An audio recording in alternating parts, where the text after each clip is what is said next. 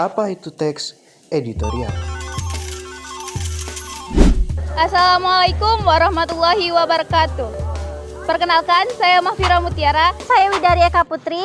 Saya Olawindra Wida. Saya Abigail Gita Natali. Saya Muhammad Del Faris. Saya akan menjelaskan tentang teks editorial. Dan kami dari Kelompok 2. Selamat menyaksikan. Pengertian teks editorial.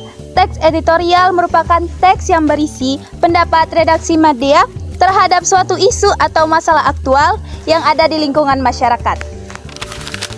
Ciri dari teks editorial ada 4. Yang pertama, mengandung isu yang hangat. Teks editorial merupakan berita yang hangat dibicarakan khalayak dan bersifat luar biasa ataupun menuai pro dan kontra. Yang kedua, sistematis dan logis. Teks editorial terstruktur rapi dan mengandung fakta berdasarkan data ataupun pendapat ahli. Yang ketiga, menyatakan opini untuk meyakinkan pembaca. Teks editorial adalah sikap dan pandangan dari media terhadap suatu peristiwa. Yang terakhir, kalimatnya lugas.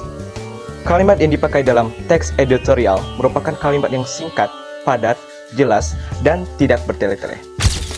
Struktur teks editorial ada 3. Yang pertama, pernyataan umum atau tesis.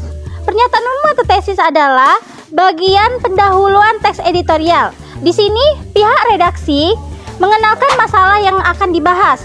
Kedua, pernyataan pendapat atau argumentasi. Berisi fakta-fakta yang hasil dari penelitian, pernyataan para ahli, ataupun referensi yang dapat dipercaya. Ketiga, yang terakhir adalah penegasan ulang. Penegasan ulang berisi kesimpulan, saran, atau rekomendasi. Sekian, terima kasih. Adapun tujuan ditulisnya teks editorial adalah sebagai berikut. Yang pertama adalah untuk mengajak pembaca agar ikut berpikir mengenai masalah atau isu atau topik yang sedang hangat terjadi di kehidupan sekitar. Yang kedua adalah memberikan pandangan kepada pembaca terhadap isu yang sedang berkembang. Fungsi teks editorial. Fungsi dari teks editorial adalah untuk menanggapi suatu isu yang sedang beredar, memberikan saran, dan melatih pembaca supaya berpikir kritis. Isu yang dibahas bisa berupa masalah ekonomi, politik, kesehatan, pendidikan, sosial budaya, olahraga, dan lain sebagainya. Kaidah kebahasaan teks editorial adalah aturan kebahasaan atau ciri tertentu yang melekat dalam suatu teks tertentu. Dalam kaidah kebahasaan terdapat 6 bagian. Yang pertama, ada kata populer, kata yang digunakan dan dipahami oleh banyak orang. Dan yang kedua, kata ganti petunjuk, kata yang digunakan untuk menyebutkan suatu benda. Yang ketiga konjungsi klausalitasi, kata sambung yang menghubungkan antara dua klausa atau lebih dari 2 klausa. Yang keempat, kalimat retoris, kalimat tanya yang tidak memerlukan jawaban. Dan yang kelima, kalimat fakta, kalimat berisi informasi yang teruji kebenarannya dan dapat dibuktikan.